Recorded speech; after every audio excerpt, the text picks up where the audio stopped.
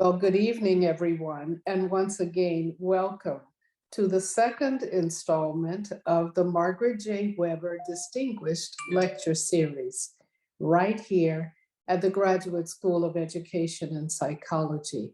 I am so glad you decided to attend tonight. We have a special guest that is sure to encourage, enlighten, incite, and just, I hope, turn everything upside down and right side up again and give us something to think about and actions perhaps to partake in. Right now, I want to remind everyone to please stay muted during the presentation. We don't want any extra outside noise to interfere with what's going on tonight. Truly, God has something for us tonight, and we don't want any interruptions. If you have a question, and I hope you do, during the presentation, I ask that you please enter that question into the chat. We will be sure to address it, okay? During the Q&A, please raise your hand, use the raise hand feature, and wait to be called upon. We will do our best to get to everyone. With that being said, let us move forward. Pepperdine University is a faith-based institution, and we very much like to begin our events with a word of prayer. So if you will, please join me in a word of prayer. Heavenly Father, we come before you tonight. Our hearts are full of great expectation and so much anticipation, tiptoed anticipation. Because we know that you have sent us this wonderful vessel who tells it like it is. We appreciate her authenticity, oh God, and we know that you have put a word in her spirit just for us. Be in the midst of our gathering tonight, oh God, and we will bless your name from the rising of the sun to the setting of the same. In Jesus' name we pray. Amen. Amen. Well, I have the pleasure of introducing Dr. Malveaux, and I tell you, this is a real treat for me. Dr. Malveaux has devoted much of her professional career to teaching, writing, and leading institutions of higher education. Our guest tonight is a renowned economist. She is one of our nation's most influential voices in health, wealth, gender, intersectionality, law, and public policy. If you want to know, she's the one to ask. Currently, she serves as the Dean of the College of Ethnic Studies at California State University, Los Angeles. She holds a Professor Emeritus status at Bennett College, and she has a PhD from MIT. She also has a degree in economics from Boston College, if I'm correct there. And she just has such a gift for the world that she has received honorary doctorate degrees from an array of higher ed institutions. She's a member of the National African American Reparations Commission and is a strong proponent of reparations to close the wealth gap. She testified before Congress about this matter on June 19th, 2019, Now, it is important to note that racial and economic envy in this nation is it's all tangled together, and it is something that is right on the heart and the tip of the tongue of our guest speaker tonight. If you don't understand our nation's history of racial and economic envy, then I would simply ask you to check out Wilmington, North Carolina. Yes. Check out Tulsa, Oklahoma in 1921, Wilmington, North Carolina in 1896. And you could also check out Ocoee, Florida. In these environments, these communities were leveled, just mass destruction, because African Americans and others there were thriving, just having an economic boom, if you will. Our guest speaker is passionate about these matters. She has written several books, a number of books. I am intrigued by the titles: The Unfinished Business, Republicans' Stance on 10 Most Important Issues Facing Women, Wall Street, Main Street, Side Street, Sex, Lies, and Stereotypes. And most recently, she has written a book entitled, Are We Better Off? It is about the Obama administration, something she has received a lot of comments about, and yet she has weathered the storm. Our dear friend, Cornel West, says that she is the most iconoclastic public intellectual in our country. And we listen to what Brother Cornel has to say. Without any further ado, ladies and gentlemen, I present to you my soror of Delta Sigma Theta Sorority Incorporated, the one and only Dr. Julianne Malveaux. Please unmute your mics and give her a very warm Graduate School of Education and Psychology welcome. Come on, you've got 10 seconds.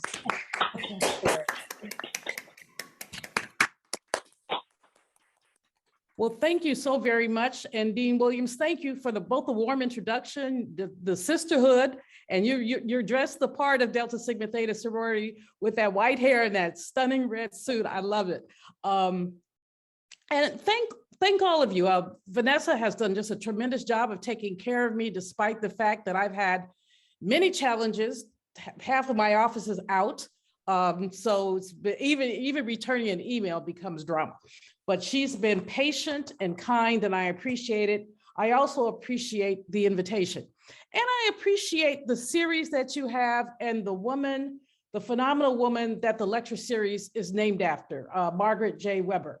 When I went on to do a little bit of research, of course, she's your retired dean, but the lecture series is to basically lift up academic excellence, social purpose, meaningful service, and personal fulfillment. And isn't that what we all look for? I chose the title of my talk as, and there are many obstacles, because 1 Corinthians 16, verse 9 is literally my favorite biblical verse. I have had a weird relationship with religion. I was raised Catholic, but I'm a 60s child, 60s, 70s child, college class of 74 at Boston College, which is a Jesuit college. But those Jesuits, I mean, they had all that gold and all those diamonds, all that, everything else. And it was one of the ways that I showed out my youthful rebellion by saying, you know, and the Catholic Church is so gendered, and it still is, that it really did cause me to do all of my rebelling around church, even though I did go to a Jesuit college. So I call myself a spiritual sampler, which means that I was raised Catholic. I've been Baptist. I've been Methodist. I think I was a member of the Nation of Islam for about 3 days. it occurred to me that I could not follow behind some man. And so if I wasn't going to do it in life, I certainly wasn't going to do it in church. Minister Farrakhan and I have become friendly, but he got withering criticism from me when the Million Man March happened, because he told us that women should stay home and teach and pray and let the men march and lead. And I was like, no. Not really, but in any case, so I currently am a member of Metropolitan AME Church. It's the mother lode of the AME Church. Frederick Douglass was a member of my church. His pew is still there. But I don't know, if the pastor makes me mad, I might go someplace else. I am well known for sending pastors lengthy emails about the flaws in their sermons. Which gets me, people crack up. They're like, well, do you think they're paying attention? I'm like, they better. I had one pastor, I'll never forget him. He gave this sermon about fake. Okay, so this sermon about fake was about women who dyed their hair, have fake fingernails, bosom enhancements, etc. And the guy gets home with this woman and finds that she's bald-headed and whatever. Well, before he could finish the sermon, I was sitting outside his door at his office. And his armor bearer said, what are you doing? I said, I need to talk to that man. I need to talk to him now. And he said, well, he's still in the service. I said, well, I'll sit right here and wait. They wouldn't let me in his office, so I went and got me a folding chair. And I sat outside and waited until he came out, and then I blasted him. And I said, you talk about fake women, what about fake men? He said, what do you mean? I said, the elevator shoes you have on, since you're not but like 5'7", and you try to act like you're 5'9" or 10, elevator shoes. Okay, y'all will forgive me for being slightly X-rated, but I asked him, did he have a sock in his pants? If you're gonna talk about women and augmentation, let's talk about augmentation. Well, I had to have to leave that church too. But my current church, and my pastor is a young brother. He's not 50, he may be 45. He's brilliant, and he always gives me something to think about. But I think 2 churches before that, I belonged to Metropolitan Baptist Church, which many presidents have worshiped at, as have they Metropolitan AME. And the preacher there, Reverend Beecher Hicks, interesting. We fell out because he sold my church. This was a church that was built by enslaved people, and he sold it to Unity. Oh yeah, I was a Unity for about 5 minutes also. But I need more invigorating preaching than Unity is prepared to offer. So that didn't last very long. But in any case, I'm mad at him about that. But his efficacy for me was such that he gave about 3 sermons that have stuck with me all these years. And the sermon about obstacles is one that I'm not going to give you the sermon. I forgot it, but the verse has been very impactful for me. So 1 Corinthians 16:9, Paul is writing to the Ephesians. He was always writing to somebody. And he says, I'm going to do a great door has been opened to me, or I basically paraphrase it as I'm going to do great work, and there are many obstacles. But depending on what version of the Bible you get, they often say great and effective work, and there are those who oppose me. What Reverend Hicks did is he talked about the and. He didn't talk about the effective work or the opposition. He talked about the and. And that's what I want to talk a bit about, not just in terms of my own work, but also in terms of the ways that African-American women have confronted obstacles throughout our history, and why it's so important for those who are not African-American women to pay attention to those obstacles, to empathize with them, and to perhaps help us, if you're allies, eliminate some of them. There's, especially on a college campus, where we know our young people are being assaulted by all kinds of things, not only racism and sexism, but now COVID, certainly on our campus, I'm sure it's true of Pepperdine as well. Almost 70% of our students are Pell eligible. Most of them are first generation. COVID has not been nice to them. It hasn't been nice to anybody, but the less you have, the more that COVID hurt. So anyway, my talk today is really about the obstacles, about how we deal with the obstacles. And actually, Vanessa, I thought about it and I said, maybe the title should be God Bless the Obstacles. Because you know what? They're always going to be there. And it's to bless the fact that there are obstacles. If you are ineffective, you will have no obstacles. If all you do is get up in the morning and go about your business, you're not going to have very many obstacles. Oh, your bus might be late or your car might get a flat. Those are not obstacles. Obstacles are the structural issues that we see in our society that too many people who know better have been willing to accept. Too many people who, they know racism is wrong. They know sexism is wrong. They know predatory capitalism is wrong, but they're benefiting from it. So they basically are there. So I am very blessed and highly favored, and I do thank the Lord for that. My mom passed on June 17th, 2021. She was 93. She had a very full life, and she had 5 crazy children. I'm the oldest of the crazies.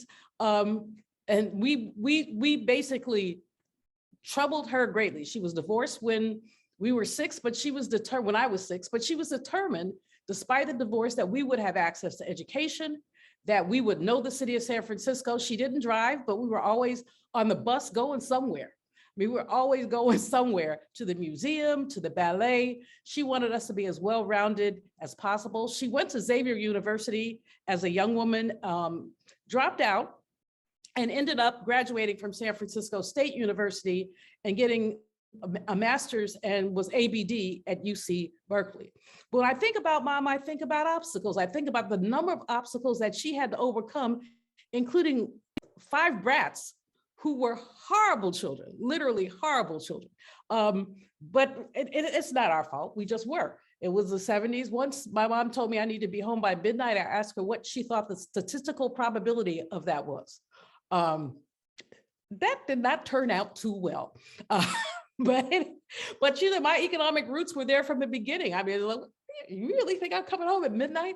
Well, the next thing you know, my 3 boxes were loaded onto the sidewalk, and she called my dad and said, come get her. Just come get her, because I can't do this anymore. 2 days later, he brought me back. He said, I can't either. Figure it out. So I ended up being sent to Moss Point, Mississippi, which is where my mom was from. And we had an aunt, a great aunt. We called her the kid breaker. If you were sent down there, I mean, she just whip you in the morning for anything. You get up in the morning, smack. What's that for? Things you did, things you didn't do, things you thought about doing, smack. And one day, of course, unfortunately, because I was a year ahead of other folks, I cut school a lot in Moss Point, Mississippi. Well, Moss Point has about 5,000 people. It doesn't have a lot of people, so you couldn't do anything without getting busted. So I'm sitting at a bar stool. Now, I wasn't drinking. I had orange juice, but I'm sitting at the bar stool, just enjoying myself and leaning. The next thing you know, someone yanks me from the bar stool. It was my aunt. She was about 4'11" and fat. And she pulls me and said, you little gal, I will kill you. I'm like, here? In front of everybody? You might go to jail. I won't go to jail because I'm gonna kill you. Sorry, you know what. Anyway, the year in Moss Point was impactful to me because I was a San Francisco person. So I didn't know segregation. I lived segregation. There were places where you could not go. There were, I remember, I shouldn't tell this story, but I will because it'll get you to my reparations. Went to the bank one day and with my aunt, and she introduced me to this man. His name was Mr. Dantzler. And she said, oh, this is Mr. Dantzler. His family used to own us. I looked at him, I said, so where are my effing reparations? The next thing you know, I'm picking myself up off the floor because Auntie had slapped me. And then she got me in the car and said, you don't talk to white people like that. I'm like, why not? He's a human being too. I want my reparations. Oh, well, no reparations for me that time.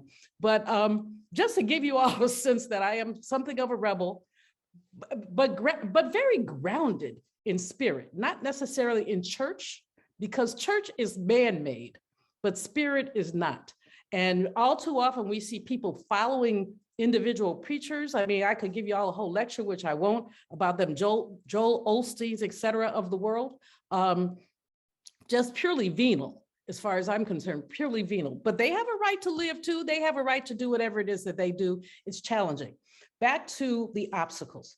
When we look at, I mean, I can give you obstacles in my life, and I don't really want to do all that. I have been, as I said, I've been very blessed and highly favored. Missing my mom, missing my significant other. I met a man when I was 65, and we became very close. It was like, who gets the love of their life at 65? And he died 2.5 years later. He died in August of 20, which was, so that, you know, that's been very sad for me. Because like I said, who waits to get to be 65? I mean, I've kissed a lot of frogs, but that man was something else, and he cared about me, and in his eyes, I could do very little wrong, and he took good care of me. And he had a very sudden heart attack, very unexpected. We talked the night before, actually. And he said, I'll talk to you in the morning. Every morning we talked between 6 and 6:30 in the morning. One of his friends called me and said, have you talked to John? I said, he'll call me in a minute. He says, please sit down. I said, why? What's up? He said, well, he had a heart attack and he fell down the stairs. That was the obstacle. It immobilized me for months, literally for months. And in fact, one of the reasons I was willing to leave DC, which I love because I love politics, and come here is partially because my mom was ill and I thought she'd be alive longer. But the other part was because I just needed to get out of DC for a minute. I needed to figure out what life was like, you know, without John. But, you know, my obstacles are, these are obstacles that everyone faces. Life is obstacles. And that's the thing that I think that we have to embrace.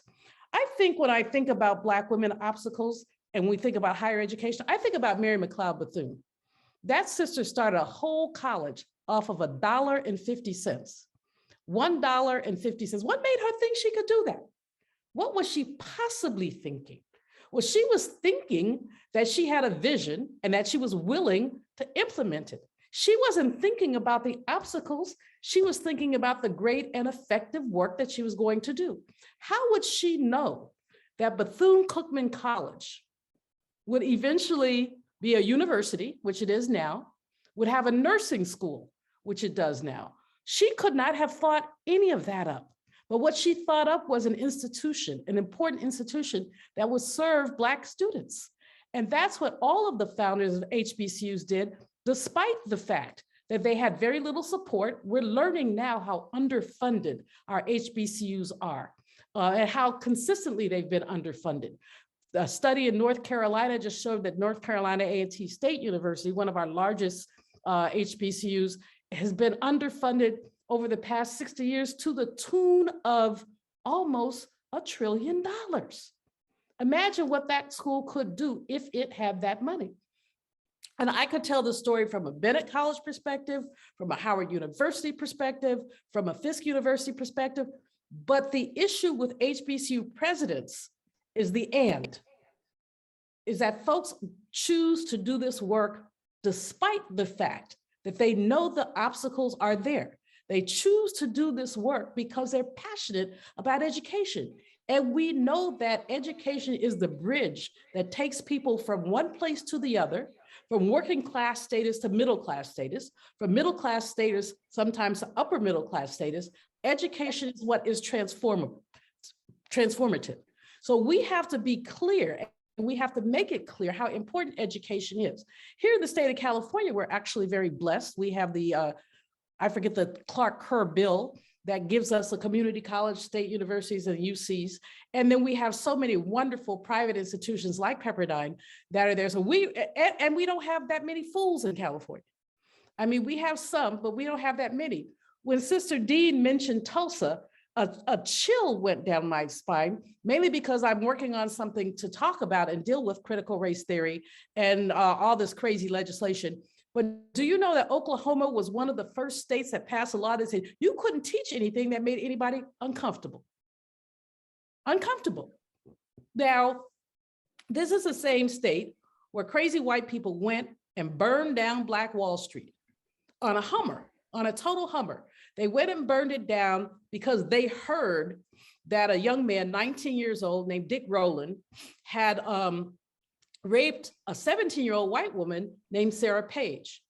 As it turns out, Sarah Page was an elevator operator in a tall building, and the only place you could use the bathroom as a Black person at that time was on the top floor of the building. So you had to get on the elevator to go to the top floor of the building. Somehow, the Dick Rowland jostled Sarah Page. The elevator must have come down a little unevenly, whatever. He never did anything to her, but he jostled her.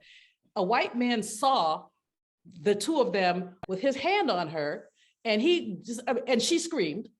She screamed. It seemed more from the white man than from Dick Rowland. But from that, white men started gathering, saying that they were going to lynch the man. It's interesting. One of my dear friends, we lost her about 3 years ago, was Dr. Olivia Hooker. Dr. Hooker was one of the survivors. She was a soror as well, but she was one of the survivors of Tulsa. She was 6 years old when it occurred. And she remembers hiding under the table at her parents' house. The tablecloth was long so that she could hide, and she watches, she put it, the white people come in and break her mother's Caruso records. Now, I met Dr. Hooker when she was about 80. She died when she was 103.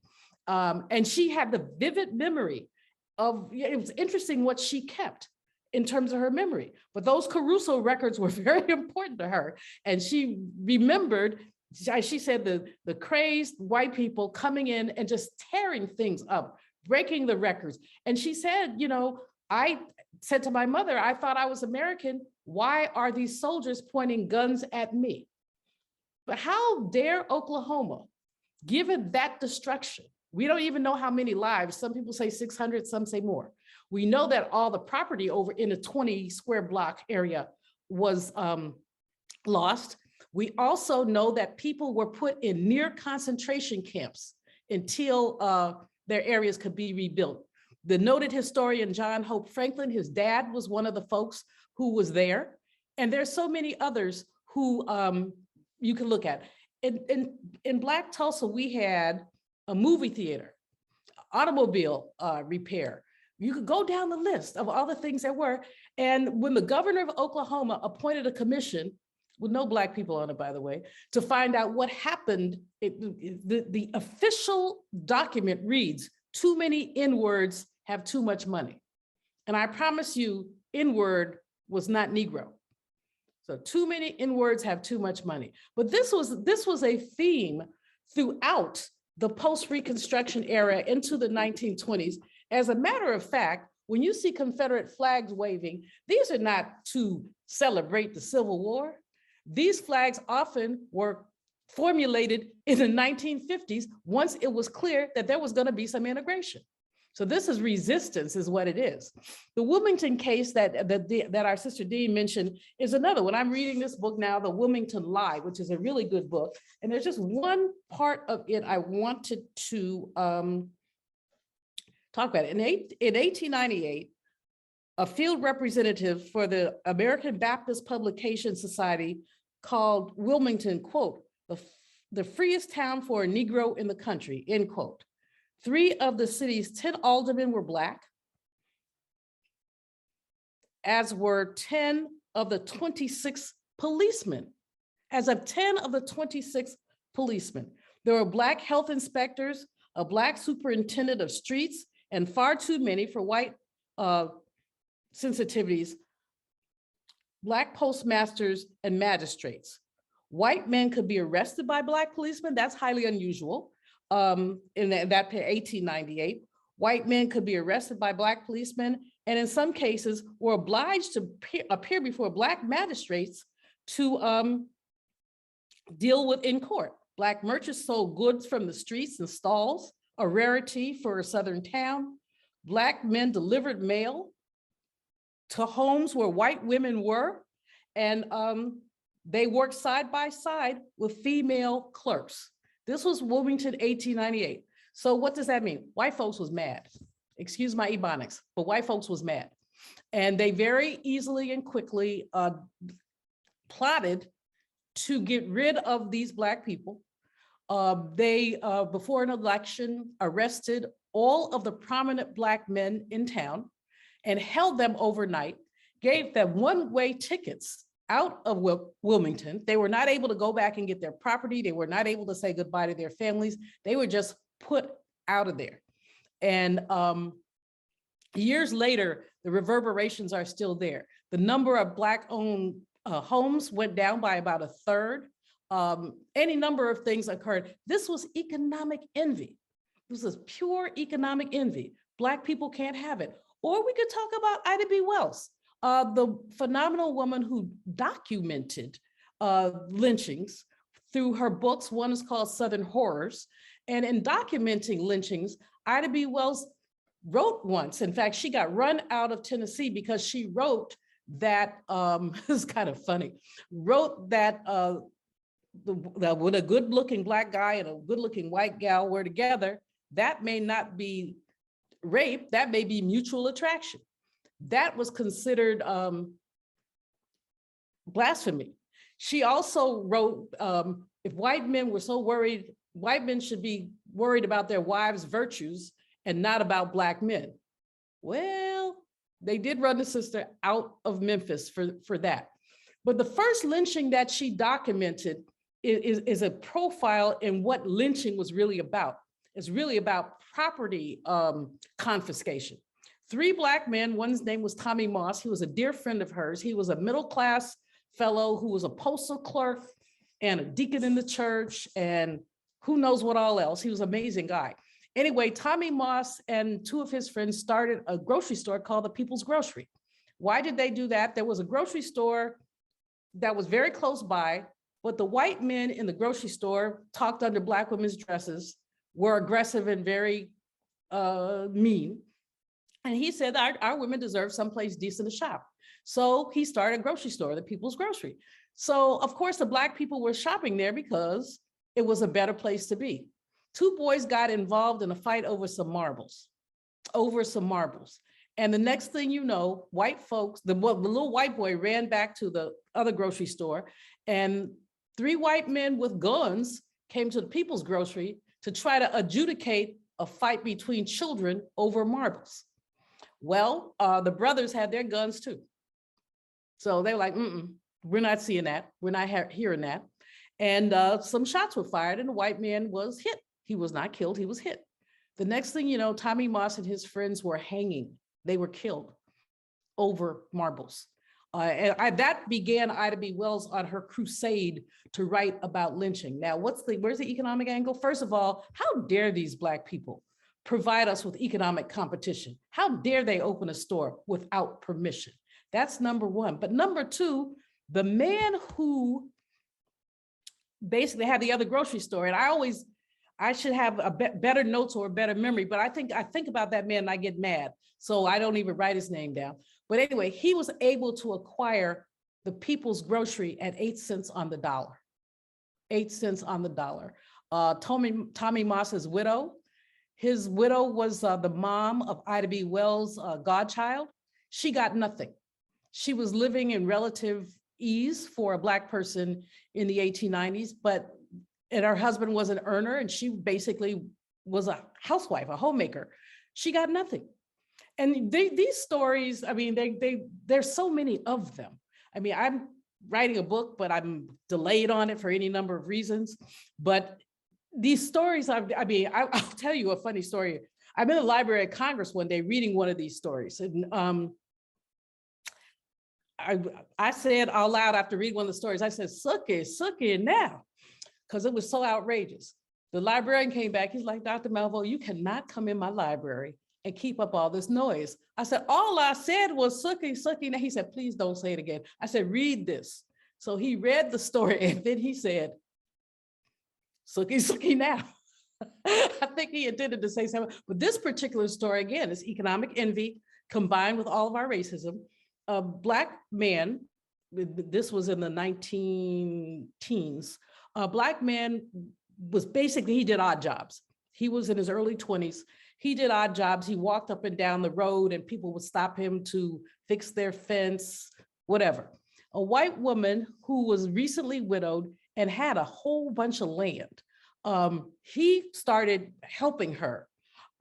Eventually a sexual relationship did evolve, white men who wanted this woman, they wanted her not because of anything else, but because she had all that land. So they suspected that she and the brother were having sex. So they busted into her house one night and found the two of them in bed together. So the woman cries rape. And if we contextualize this, we know why. A white woman would have been equally hung if it had been proven that the two of them had a consensual relationship. So she cried rape. The man was immediately taken out of her bed, tied to a tree, and they made her light the match that lit him on fire. And one of the things we often don't know about lynchings is that they will light you up. You know, they will strike a match and light you up.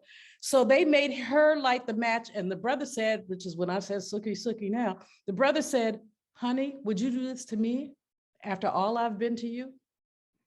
And the answer was that she lit the match. She lit the match. But there's so many stories, and we talk about the lynchings of Black men, but we also have to talk about what has happened to Black women.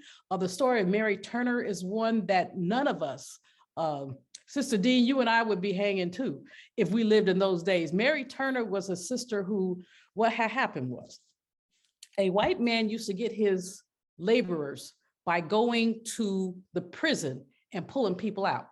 When they came out, there was never a deal like, okay, I'm gonna bail you out and you're gonna work for me for a month. It was always very nebulous. Well, he beat this Black man who he had bailed out of jail, and the brother shot him and killed him. Now, he didn't do it right away. He took his time and he thought about it and blah, blah, blah. He shot him, he killed him, and he also winged his wife, the man's wife, in the shoulder. In Valdosta, Georgia, for the next 2 weeks, they lynched somebody every day. They lynched somebody if they had any connection to, I think the man's name was Sylvester, but anyway, they lynched anybody who had connection to him, his cousin, his co-workers. They just kept lynching people. Mary Turner was 19 years old and pregnant. Her husband was one of the last one lynched. She went down to the courthouse and she said, somebody's gonna pay for this. This is my husband. Someone's gonna pay for this. They described her as obstinate and mouthy and belligerent. Sound like me. Well, what did they do to Mary Turner? They took her, they lynched her. They hung her upside down from a tree. They lit her skirts on fire. When she expelled her fetus, she was 9 months pregnant. When she expelled her fetus, they stomped the fetus to death. Again, this is all about economics. It's about, I have the right to your labor and I'll take it if I want to, and there's not a darn thing you can do about it. And don't you dare, Black woman, complain that we just lynched your husband. I could go on and on with these, but I won't. And I'm going to count on Vanessa to tell me when I've talked too long, because I know we said 30 minutes and I know I'm hitting on it. But this is, of course, this stuff not only intrigues me, but it really lets us know that this is at the base of the wealth gap that we talk about all the time. This history of lynching. Richard Wright once wrote that if you lynch somebody in Arkansas, you could feel it in Chicago. In other words, lynching was a way to keep Black people in line. Let me give you an interesting statistic. In 1880, Black people had $1 for every $36 that white people had.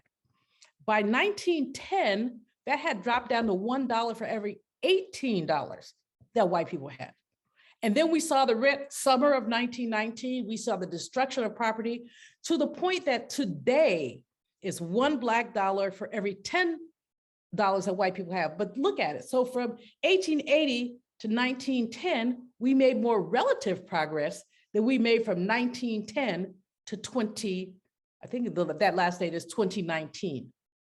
So we moved more quickly, 1880 to 1910. What happened? Black people kept doing well. We did not mind the obstacles. We did our work. We kept it up. We knew that it was unfair, but we were determined. We had land hunger. We wanted to support our families. And what ended up happening was, as we began to be successful, I read you, Wilmington, as I began to be successful, white folks have pure economic envy. It's like, how dare these Black people have this much? In Tulsa, what we learned after the fact, Dr. Hooker shared with me and many others, white people had actually started stockpiling guns when Black people started accumulating wealth. So they were waiting for an excuse. So Dick Rowland didn't rape Sarah Page, but they were simply waiting for an excuse. Sarah Page actually refused to press charges. And there is an urban legend, which very few can prove, no one can prove, but both Dick Rowland and Sarah Page were orphans. There was an orphan culture in Tulsa. They both ran the streets and at night and did all. There's evidence that they knew each other. Dick Rowland's adopted mother says that she believed that the two of them had had an affair and that they were more than friends. No proof, but again, did that play into what happened? Dick Rowland was not lynched. Black men stood up for him. He was spirited out of town. The white sheriff was very cooperative. He was spirited out of town, and we don't know what happened to him. We don't know what happened to Sarah Page. People have looked, there's really no evidence, but we do know in Tulsa that many wealthy Black men were arrested. No white person served a minute, was arrested or anything. Black men were arrested. One man actually fled to Chicago and was only pardoned posthumously after he died. He was a physician, and he was very bitter because he lost everything. And many were very bitter because they lost everything. So back to I think I got a signal that says time. I'm sure I did. Let me go back to 1 Corinthians 16:9. The reason that verse intrigues me is because it is the theme of Black people. We have done effective things and we have embraced the obstacles. And my closing comment would be for all of us in the work we do in education and in other places to embrace the obstacles, to embrace the fact that we are doing effective work. Last person I would mention, only because of the Reparations Connect, is Congresswoman Sheila Jackson Lee, who basically has taken HR 40, which Don Conyers introduced in 1989, and has now gotten 215 co-sponsors for it. Conyers could never get more than 50, 60, but that woman has a will of steel. She has embraced the and I challenge you all to do the same. I'll take questions now, and thank you very much. Let us give Dr. Malveaux a round of applause as we come together with our questions. Thank you so much for that.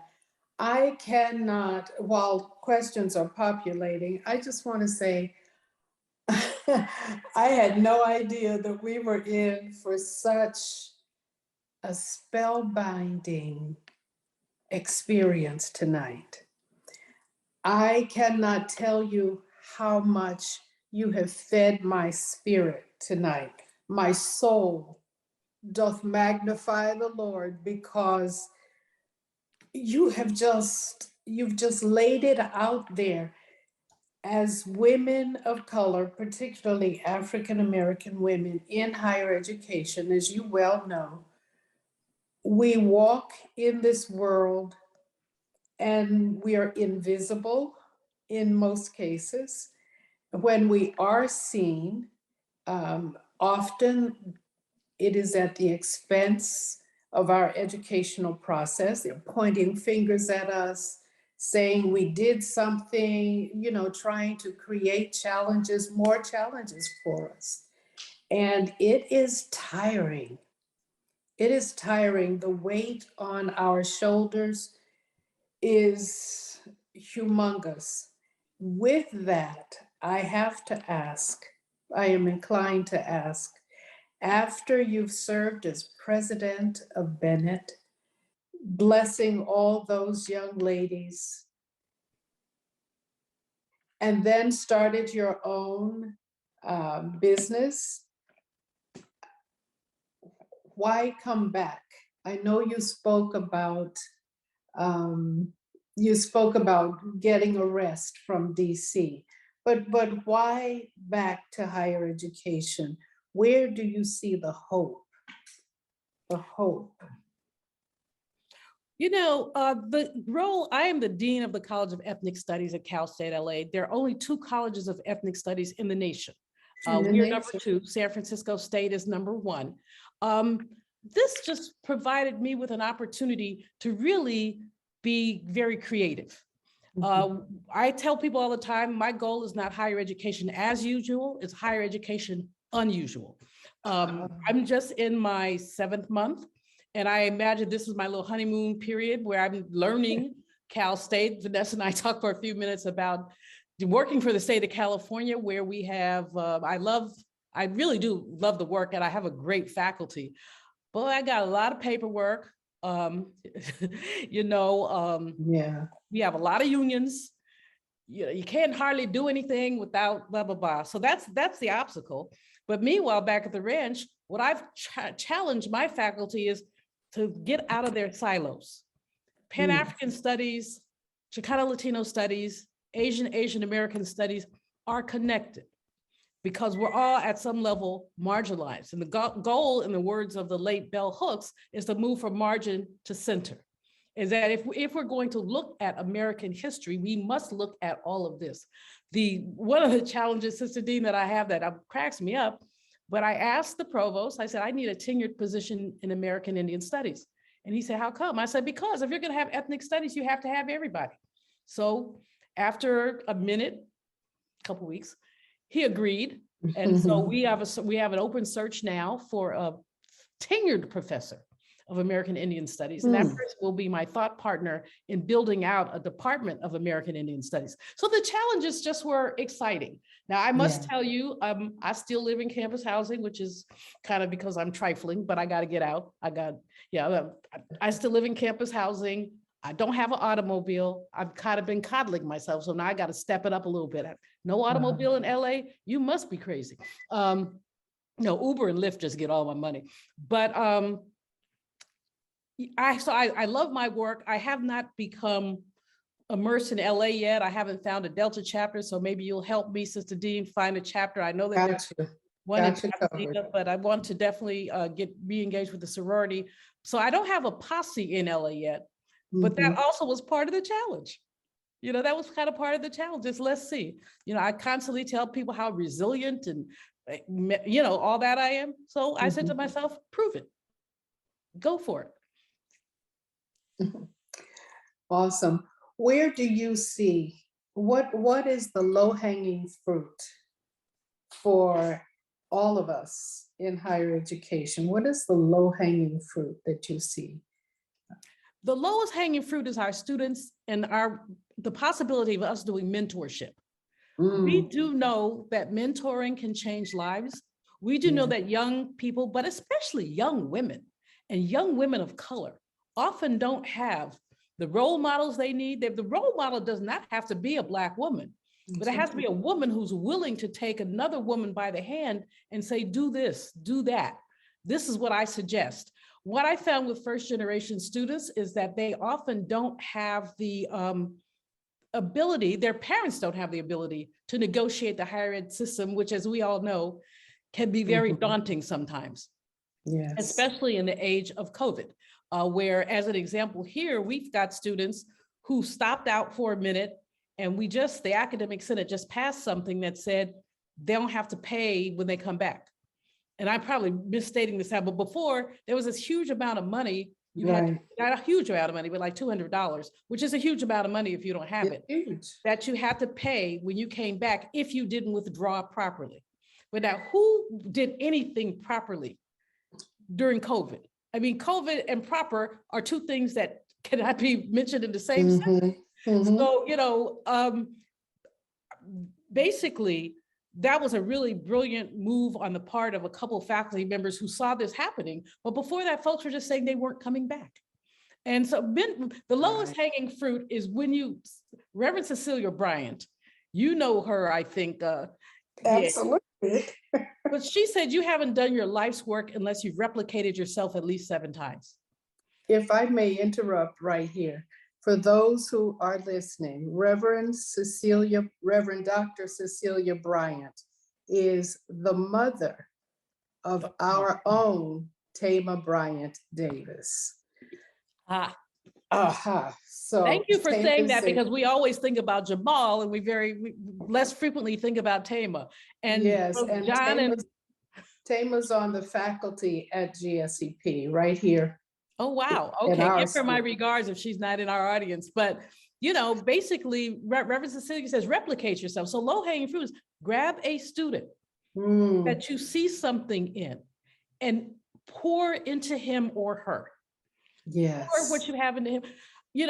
When I was at Bennett, I haven't had y'all will appreciate it. So I got a young lady an internship at the United Nations. It was for science students. It was only 8 students in this, and half of them were PhD students. This was a junior, an undergraduate junior, who was utterly brilliant. So I worked my magic and talked to people and blah, blah, blah. And anyway, she got the position. Then her mother told me she couldn't work for free. She said, she said to me, she said, I've heard you speak. You said working for free is like slavery. She said, my daughter is not a slave. I said, ma'am, this is an honor. This is not, but she didn't know. So I was able to find an alum to house this young lady for the summer in New York. I was able to find another alum to agree to give her $100 a week because it was an unpaid internship.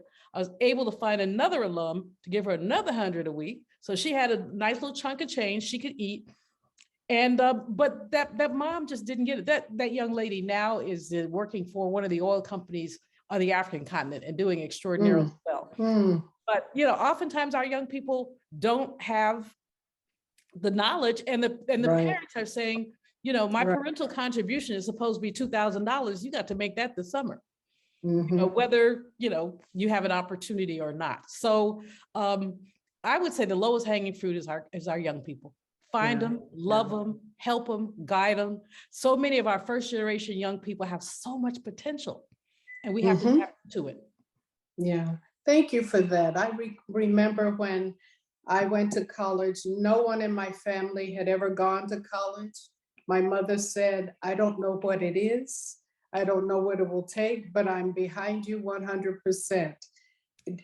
It was just an unknown, but we managed because of mentorship and other pieces. Let's shift now to, are we better off? You are known to have said that Rahm Emanuel is chief of staff for Obama. That hire was questionable. You're known to have said Arne Duncan, Secretary of Education for Obama, that was an abysmal hire or appointment. What advice would you give to young leaders today on how to choose a team? You say you have an excellent faculty that I'm sure you inherited 7 months ago, but we have lots of leaders, budding leaders at GSEP. Leadership is our underlying theme, leadership and diversity, our underlying theme at GSEP. What advice would you give young leaders who are listening or who will watch the tape later on how to select a strong team? Great question. Then you have to find people you're compatible with, but you also have to find people who are smarter than you. That's because you don't know everything, and you have to have a diverse team. If you're working in a diverse workplace, to have an all Black, all white, all Latino is a mistake. You want to be able to look at the world through other people's eyes, and you have to be willing to hear your team. So you have to have people for whom you have enormous respect and who also have enormous respect for you. You also have to know your team in terms of what their problem solving skills are, because some people are just not good at everything. And you need to be clear about what your folks are, what they bring to the table, and how you negotiate that. There will be conflict. I'm going to do great things, and there are many obstacles. There will be conflict, but you want to know how people manage conflict. And you want to make sure that your skills are at the top of your game, which means you as a leader can never stop learning. You can never stop sharpening your saw. if for you to be at your best, I didn't do it this year, COVID, but I try to do something educational that's a 2 to 3 day kind of thing, not necessarily a conference, but maybe a retreat with sister friends or something like that every year. Because, because I'm not perfect. Because I need someone to say, sister, your slip is showing. Yeah, and that's what we say to sisters, your slip is showing. And everybody won't tell you that. So you have to find people who are not afraid of you, who are not obsequious, but be respectful and also creative. So I think that that's what you look for in a team. Don't choose, I mean, if you have to choose someone you've not worked with before, and I've had that challenge, as you do that, be careful. But I don't follow this advice, but I often give it. Dr. Maya Angelou gave it to me. She said, talk half as much, talk half as much as you listen, because God gave you 2 ears and 1 mouth for a reason. And so I sometimes what I had to learn how to do at Bennett is be the last person to speak. Yes. In a meeting, because I always got something to say. I mean, I came here with something to say. But if you're the leader and whatever you say, it's like it puts a chill over anybody else who might have thought something else. Yes, that's true. It's so true.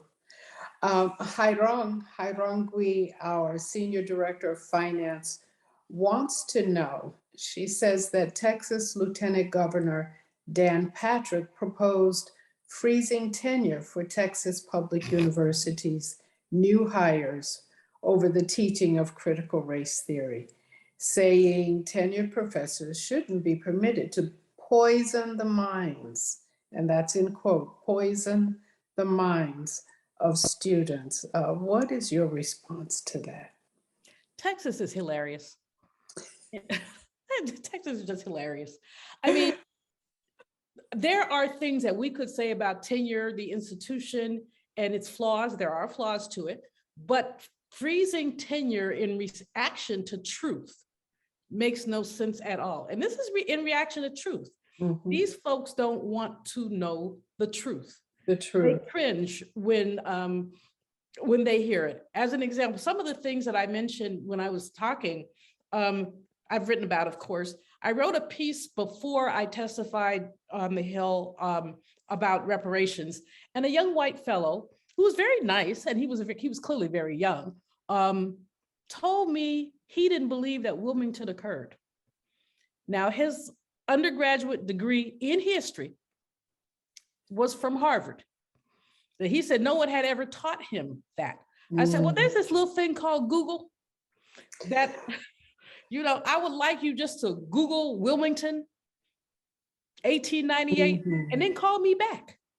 But this is the ignorance that allows people to believe, for example, that the wealth gap is a function of Black people being lazy, not a function of white people systematically taking our property. And so that Texas governor or lieutenant governor, he's not the only one. I mean, this is going around the country. I think 19 states now have passed laws that prevent either the teaching of critical race theory, which is not taught K through 12 anyway, or mentioning race. And we see this anti-Blackness right now in terms of what President Biden is experiencing with the Supreme Court nominee, where a white professor at Georgetown described any Black woman nominee as a lesser Black woman. He used the word lesser. He did. And then my colleague, Dr. Lisa Cook, who was an economist who would be the first Black woman on the Federal Reserve Board, if she can get confirmed. You have had attacks on her that are unspeakable. Tucker Carlson, with his ignorant self, saying that she was not qualified to teach microeconomics at a community college. The woman has tenure at Michigan State University. She is on the Fed, the local Fed in Chicago. It's not the local Fed, but one of the satellite Feds, there are 12 satellite Feds. She's on the Fed in Chicago. She's eminently qualified. And the thing I love about Lisa is that she has actively pushed young women into the economics profession. I mean, before, I didn't know any Black economists. I ended up majoring in econ because I don't know why I ended up majoring in econ. I was going to ask you that. Oh no, because economics is the study of who gets what, when, where, and how. That's And right. I wanted to know how come Black people had so little. Mhm. So that's how I ended up in econ. The doctorate, I actually did not know what I was going to do. I applied for public policy, econ, law, a couple other things, and Mhm. ended up going with econ. Now, of course, if one studies my weird career, they would say, yeah, and econ and media and da da da and da da da and da da da. Kind of, I call myself a Renaissance woman. But the fact is And that the you are. econ is at the basis of the work that I do because it really does talk about distribution. Yes. I remember taking statistics and it in the doctoral program, and it was killing me. And I sat at the dinner table just loathing the whole notion of it.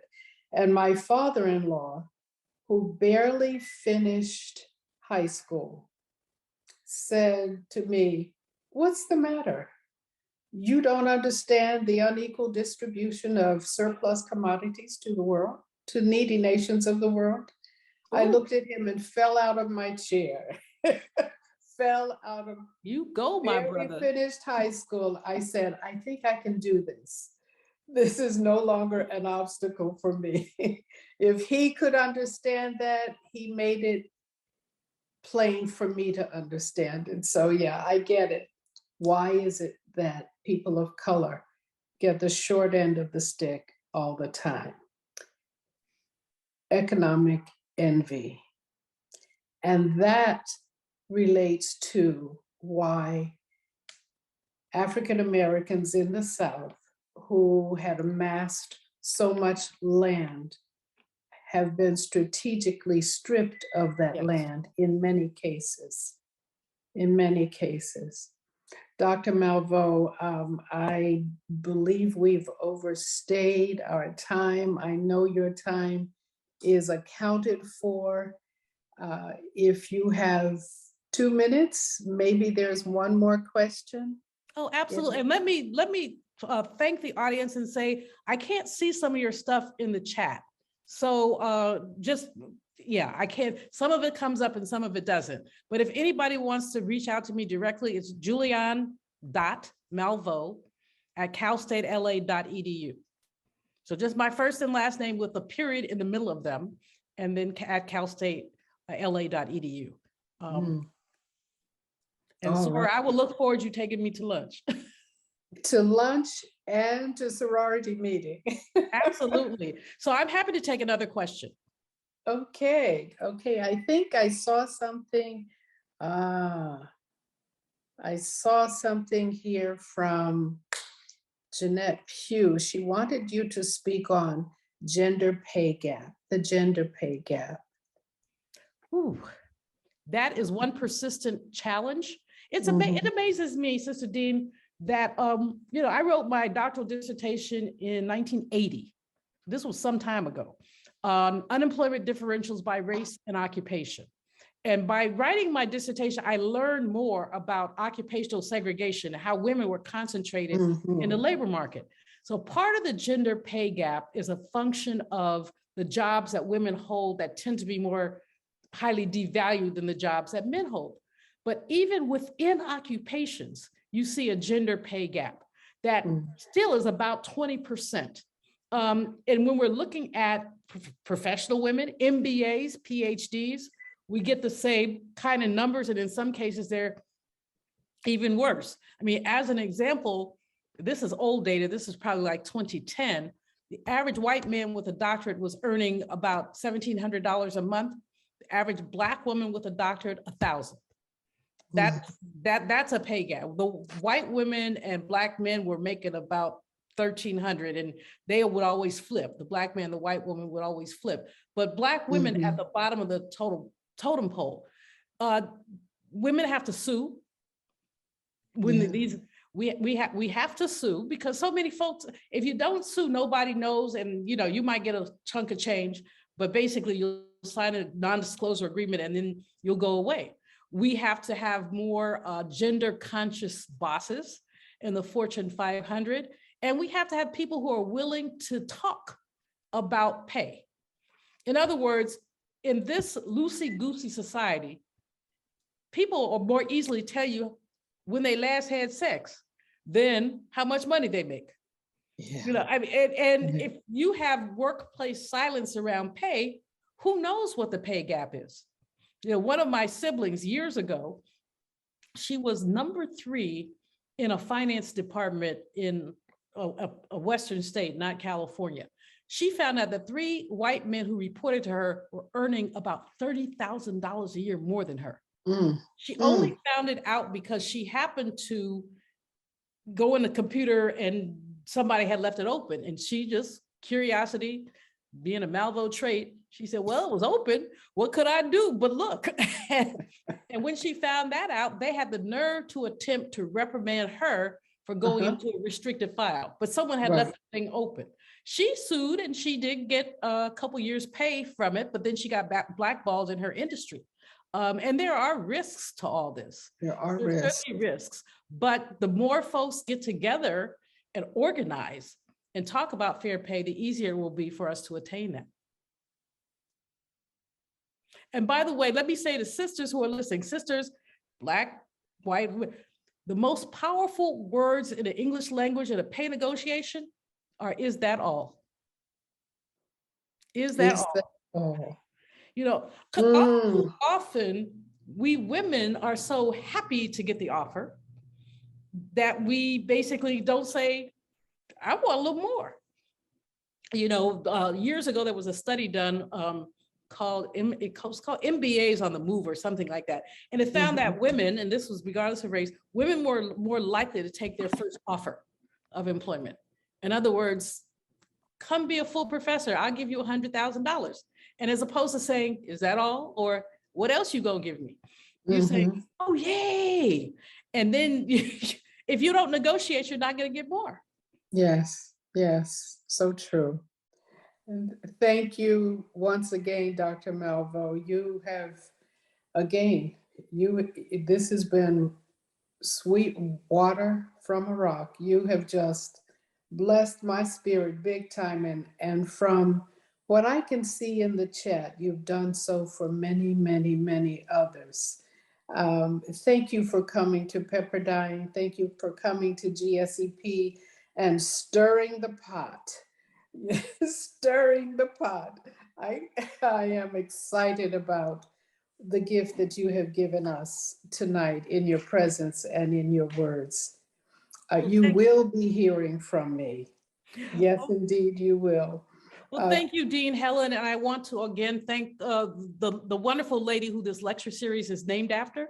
Yes. What a tremendous honor, Margaret, to have a lecture series named after you. I'm humbled to be a part of it. Thank you once again, Dr. Malveaux. Thank you, Vanessa and Charles. And thank you, Margaret. We appreciate each and every one of you. Ladies and gentlemen, God bless you. Have a wonderful rest of your evening. Goodbye.